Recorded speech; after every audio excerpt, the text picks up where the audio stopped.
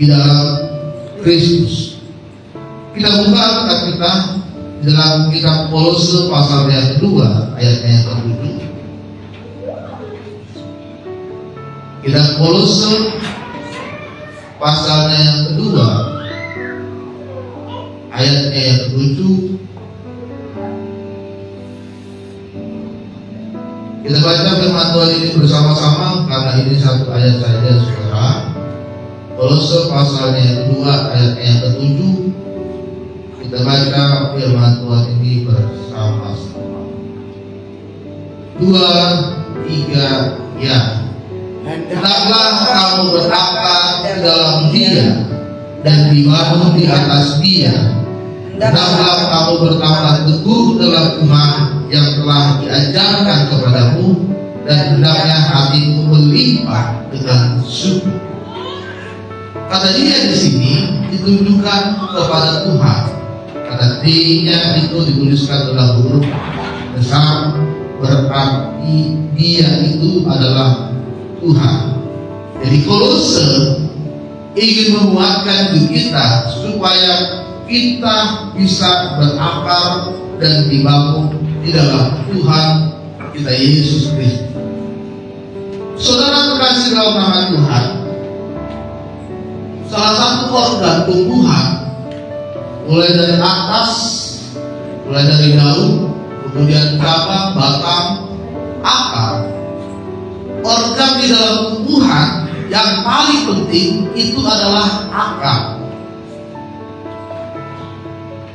Organ tumbuhan yang paling penting yang dibutuhkan di dalam tumbuhan itu adalah akar. Karena akar ini mempunyai peran yang sangat penting. Akar itu, saudara, dia akan menyerap air. Dia akan menyerap air, di mana air itu akan dibawa ke batang, dan air inilah yang membuat tumbuh-tumbuhan itu bisa berkembang. Benih itu bisa bertumbuh, menghasilkan tunas, dan bisa berkembang. Bukan hanya air, akar ini juga akan menyerap nutrisi-nutrisi yang ada di dalam tanah, yang ada di sekitarnya. Dan nutrisi inilah, saudara, yang akan membuat tumbuhan itu semakin tinggi, semakin cepat berkembang, dan tumbuhan itu bisa menghasilkan buah yang manis, buah yang enak, yang bisa dinikmati oleh banyak orang. Ya. Jadi akar itu sangat penting di dalam tumbuhan. Kalau tidak ada akar, maka tumbuhan itu akan mati. Kalau akarnya itu tidak bertumbuh, maka lama-lama akan mati juga. Makanya ketika saya mengajar geografi di SMA Budi Murni, saya guru geografi. Ternyata benih itu tidak semua bisa ditanami di tanah-tanah itu, saudara. Ada benih yang kita tanam, ternyata benih itu tidak bisa tumbuh. Karena benih itu tidak menghasilkan akar, karena tanahnya itu tidak ada nutrisi, tidak ada air. Tetapi ada benih, ketika ditanam, benih itu bisa bertumbuh dengan cepat. Karena akarnya itu, saudara, dia bisa bertumbuh dengan cepat, menyerap air dan menyerap nutrisi yang ada di dalam tanah. Jadi akar itu sangat penting dalam tumbuhan. Demikian juga firman Tuhan di dalam Kolose 2 mengatakan bahwa kita harus berakar di dalam Tuhan. Maksud berakar di dalam Tuhan itu adalah kita harus menjadikan Tuhan itu yang paling penting dalam hidup kita. Kita harus menjadikan Tuhan itu yang paling utama dan terutama, jadi prioritas pertama saudara, sehingga hidup saudara itu akan mengalami pertumbuhan. Dan ketika saudara mengalami pertumbuhan di dalam iman kepada Yesus Kristus, maka saudara akan menghasilkan buah. Dan buah yang saudara hasilkan bisa dinikmati dan bisa dirasakan oleh banyak orang.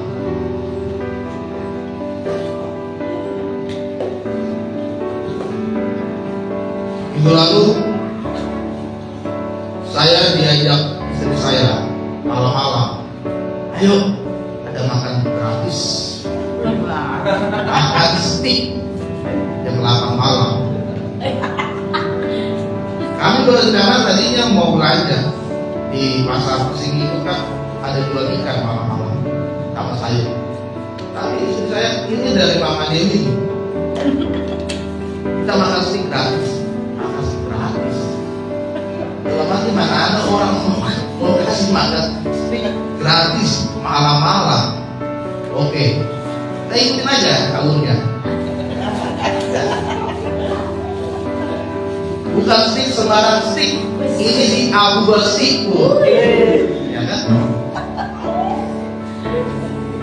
Saya pakai celana pendek, pakai kaos, ganti-ganti. Ini makan stick kata dia. Nah, kami sampai di sana, naik lantai 2 sudah disambut dari keluarganya Ibu Priscilla. Iya, oh ya. Sudah ada satu ruangan khusus, kami di sana.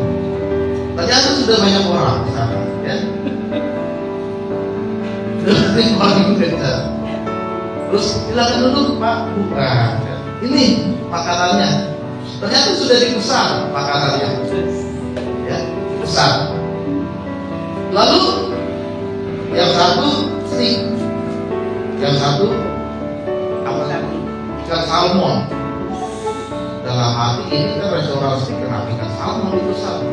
Tapi udah keburu dipesan, udah. Kami makan. Setelah kami makan, tiba-tiba datang orangnya. Bapak Ibu, sebelum pulang, izinkan saya presentasi. Udah mulai gak enak, kan? Presentasi apa? Berikan saya waktu 1 jam. 1 jam saja, sebentar saya cepat saya presentasi. Dia presentasi, dia jelaskan ini. Ujung-ujungnya dia ajak, ayo gabung asuransi. Saya di prospek supaya masuk asuransi. Ini makan gratis, tapi harus beli asuransi. Asuransinya 250.000 satu orang. Tapi bayar preminya 8 juta per satu orang. Amsyong.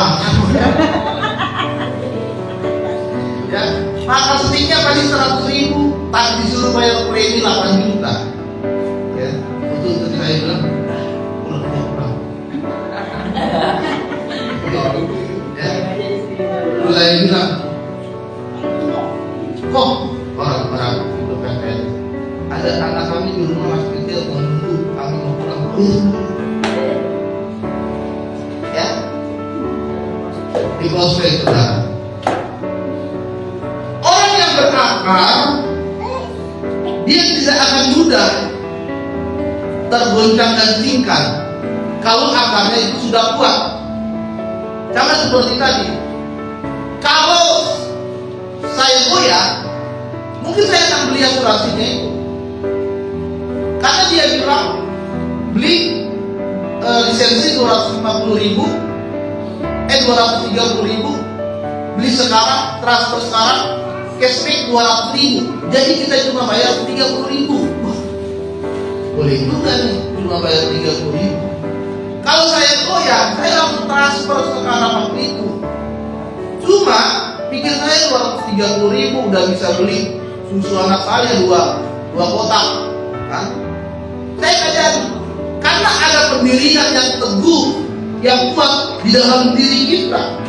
Saudara, itulah kenapa Paulus mengatakan kita harus berakar. Hidup kita itu harus melekat kepada siapa? Kepada Yesus sebagai Tuhan dan Juru Selamat dalam hidup kita. Amin. Di India ada salah satu pohon, dia bernama Great Banyan Tree. Great Banyan Tree atau pohon beringin raksasa. di daerah Benggala Barat, India.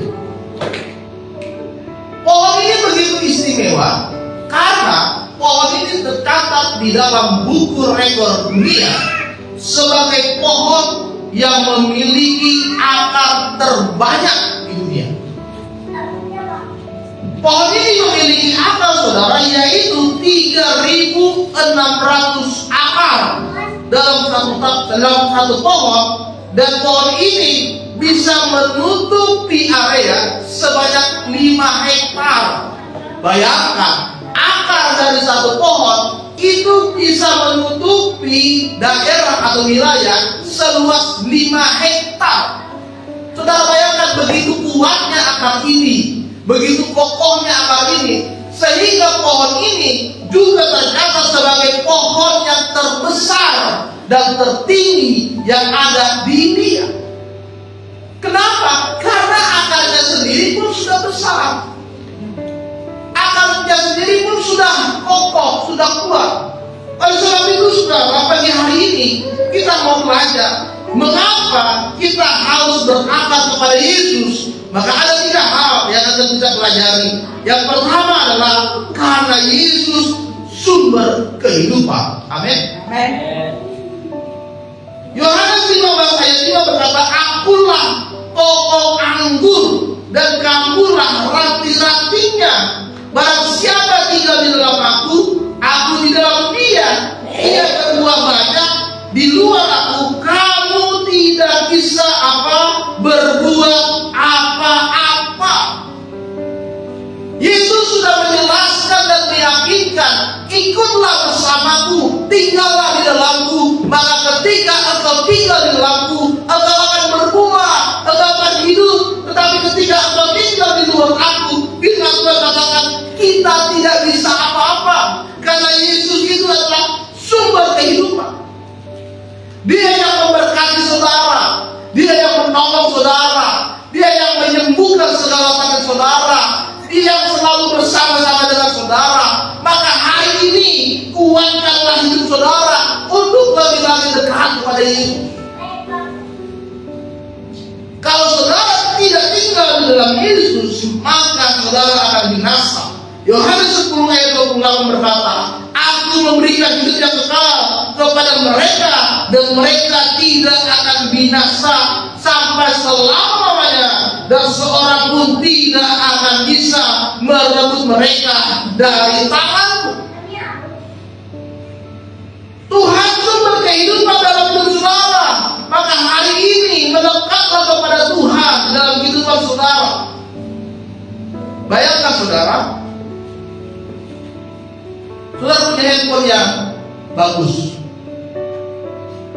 Handphone apa yang paling bagus sekarang? iPhone 16 Pro Max yang paling mahal. Harganya berapa juta? 30, 40. Ya. Kemarin ada penjarahan di rumah anggota DPR. Ada patung Iron Man itu di bawah-bawah. Kasurnya diambil. Ya kan? Bahkan yang paling menyedihkan ada tas, ada jam tangan. Jam tangan diambil anak-anak kecil. Itu harganya sekitar 1 M. Dapat nih jam tangannya nih. Bahan apa, handphone apa yang paling mahal sekarang? iPhone 16 Pro Max yang orang-orang begitu mengagum-agumkan. Tetapi saudara, semahal-mahalnya handphone, secanggih-canggihnya handphone, kalau handphone itu tidak di-charger, apakah dia bisa menyala? Tidak bisa, mati.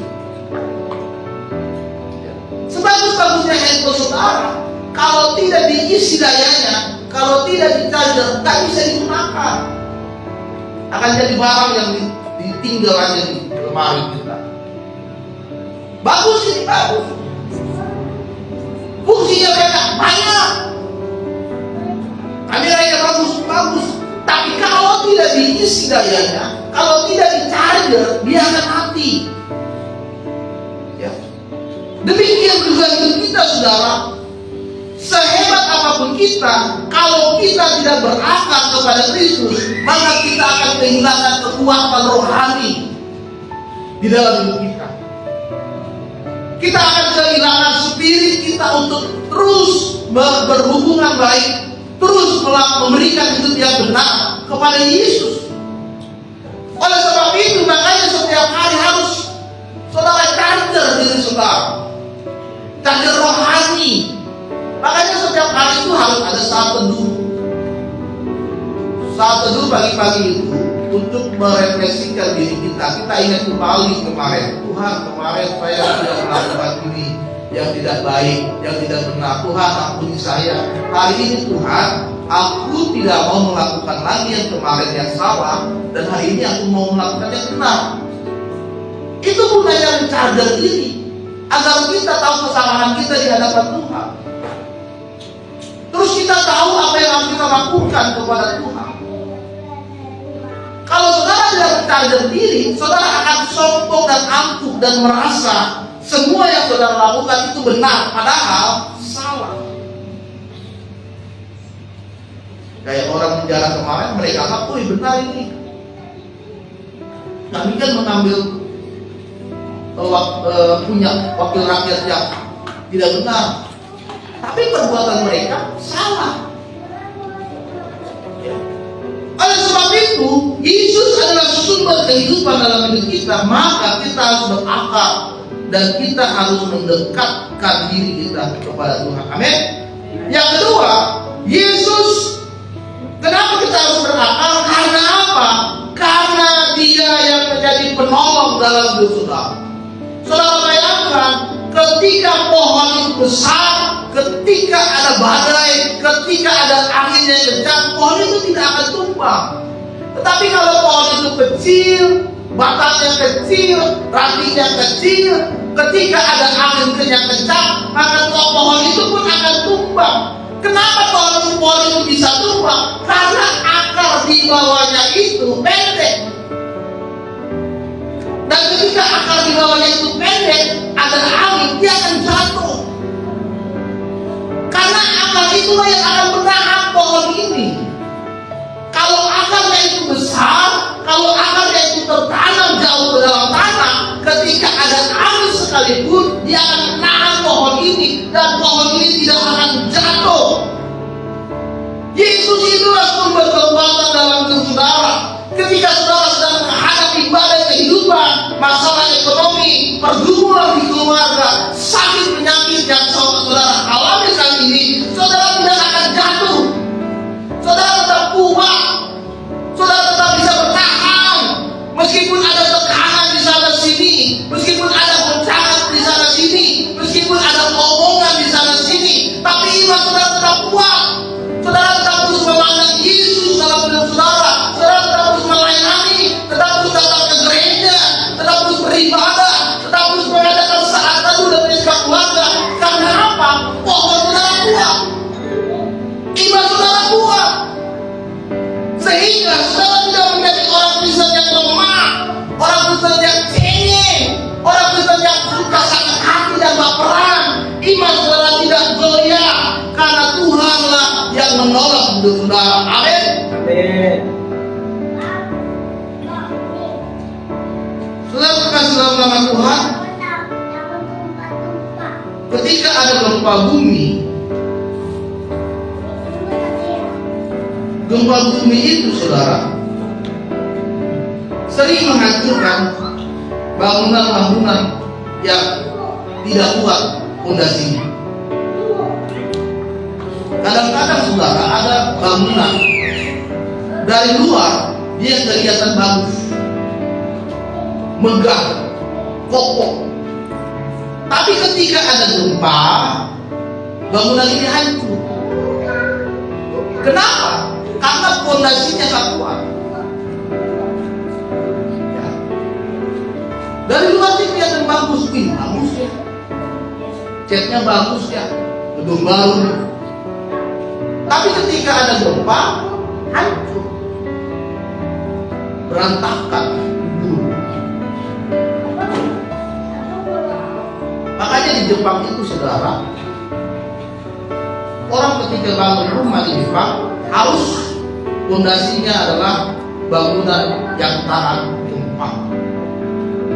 Karena setiap hari di Jepang itu selalu terjadi gempa. Sekarang di Jepang bangunan yang setinggi langit itu, ketika ada gempa nggak jatuh, karena fondasinya dibuat harus bangunan yang tahan gempa. Waktu terjadi gempa di Palu, di Donggala itu hancur semua rumah, lalu pemerintah membangun kembali rumah, tetapi bangunan yang baru itu dibuat khusus misalnya sebagai bangunan yang tahan. Saudara juga harus dibuat khusus sebagai tubuh Kristus yang harus tahan gempa. Gempa ini adalah kesulitan, pergumulan, masalah yang saudara hadapi di hati. Masalah itu tidak akan pernah berhenti sampai saudara tua, bahkan sampai saudara meninggal pun ada masalah. Saudara meninggal, anak-anak berbukan warisan, masalah. Saudara tua, anak-anak mau kuliah, mau kerja, mau menikah, masalah itu. Jadi masalah itu tetap ada. Tetapi bagaimana kita tetap kuat menghadapi masalah itu? Mengapa kita bisa kuat? Karena ada Yesus yang selalu menopang kita. Amin. Makanya harus melengkap, berakar. Kalau tanpa Yesus hancur itu. Saya sudah mengalami banyak pergumulan. Saudara pun sudah mengalami banyak pergumulan. Mari belajar dari pergumulan sebelumnya, di mana ketika Tuhan tolong saudara, maka di pergumulan saudara saat ini Tuhan juga pasti akan tolong saudara. Amin. Saya lahir juga sudah mengalami pergumulan. Saya lahir kaki saya kok. Waktu lahir saja saya sudah punya masalah. Kaki saya kok gak bisa lurus. Ya, melengkung gini. Ya. 6 bulan baru saudara kaki saya baru bisa lurus pelan-pelan. 6 bulan baru bisa lurus pelan-pelan. Kelas 2 SMP saya sudah pernah menghilangkan motor orang tua saya. Sudah pernah. Coba saudara bayangkan. Motor satu-satunya yang dipakai buat bekerja saya hilangkan karena kena dendam, katanya kena hipnotis. Kelas 2 SMP. Tapi masalah itu tetap ada. Tapi bagaimana sekarang kita bisa menghadapi masalah tanpa kita harus lari dari Tuhan? Gak perlu lari, malah semakin dekat karena kita berakar. Amin. Amin. Yang ketiga dan yang terakhir, ketika saudara berakar, maka saudara akan mengalami pertumbuhan dan menghasilkan buah. Orang yang berakar, orang yang dekat kepada Yesus, maka dia wajib dan harus bertumbuh dan menghasilkan buah. Kenapa? Karena karakter kita akan berubah sehingga kita semakin serupa dengan Kristus. Kita bisa memiliki dan menghasilkan buah-buah roh dalam kitab Galatia 5. Bagaimana kita tetap sabar mengasihi banyak orang, kita bisa bersuka cita dalam kesesakan, dan kita ada penguasaan diri. Itu adalah buah yang kita peroleh ketika kita berakar dalam Kristus. Sehingga iman di dalam Kristus yang kita miliki di dalam diri kita itu akan menjadi kesaksian bagi orang lain. Sekarang sudah waktunya hidup saudara itu menjadi kesaksian bagi orang. Bukan lagi saudara yang diajarkan firman Tuhan. Bukan lagi saja saudara yang harus diminta-momokan, dimanjakan oleh gembala. Sekarang adalah waktunya saudara untuk bersaksi. Kapan lagi kita harus bersaksi? Ya sekarang lah waktunya. Sudah berapa lama kita jadi orang Kristen? Sudah berapa lama kita ikut Yesus? Sudah berapa lama kita mendengarkan firman Tuhan dalam hidup kita? Maka hari ini kalau saudara berakar dan bertumbuh, marilah bersaksi bagi Tuhan. Sebuah pohon mangga yang sehat itu pasti akan menghasilkan buah yang manis. Ketika orang menanam buah mangga, saudara, pasti yang berbuah adalah mangga. Tidak mungkin orang menanam mangga akan berbuah apel. Ya. Tetapi orang yang Kristen yang berakar dalam Kristus juga akan menghasilkan buah kehidupan yang selalu memuliakan Tuhan. Tapi kalau orang Kristen yang ditanam dalam dosa, ditanam segala kepahitan, ditanam dalam segala pergumulan, di dalam kuasa kegelapan, maka buah yang dihasilkan ya sama. Tidak ada saudara menanam kepahitan berbuah berkat, tidak ada. Menanam kepahitan berbuah kepahitan, menanam kebencian berbuah kebencian, menanam dendam berbuah dendam. Bapaknya bilang sama anaknya, "Aku, pesan Bapak, kalau Bapak meninggal, tolong, saya sudah putus hubungan dengan keluarga kamu. Nanti kalau Bapak meninggal, jangan sampai kamu dekat lagi dengan keluarga." Itu kan berbuah kebencian. Kebencian berbuah kebencian. Bapaknya berhenti sama si A, diteruskan oleh anaknya pergi juga sama si A. Itu kan buah kebencian. Tapi di dalam Kristus, saudara, hari ini kita belajar dan berakar bahwa ketika kita berakar, saudara, kita harus bisa menghasilkan buah di dalam kehidupan kita. Menghasilkan buah harus dilakukan dengan cara merenungkan dan melakukan firman Tuhan, setia di dalam persekutuan, dan harus hidup penuh dengan syukur di hadapan Tuhan. Kita harus bersyukur apa yang Tuhan sudah beri hari ini dalam hidup saudara. Bersyukur. Jangan saudara banding-bandingkan dengan orang lain. Oh, enaknya dia rumahnya besar, oh enaknya dia gajinya tiap bulan itu 2 digit, oh enaknya dia gajinya 3 digit, oh dia sudah dipromosikan naik jabatan, saya masih begini-begini aja. Bersyukur. Ada waktunya juga Tuhan nanti akan promosikan ke saudara. Bersyukur aja, berterima kasih atas apa yang Tuhan sudah beri hari ini dalam hidup saudara. Orang yang berakar itu adalah orang yang selalu merendahkan diri ke bawah, tapi nanti Tuhan yang akan meninggikan hidup ini. Amin. Maka hari ini, minggu ini, marilah kita dekatkan diri kita untuk lebih lagi berakar kepada Tuhan. Amin. Untuk firman Tuhan.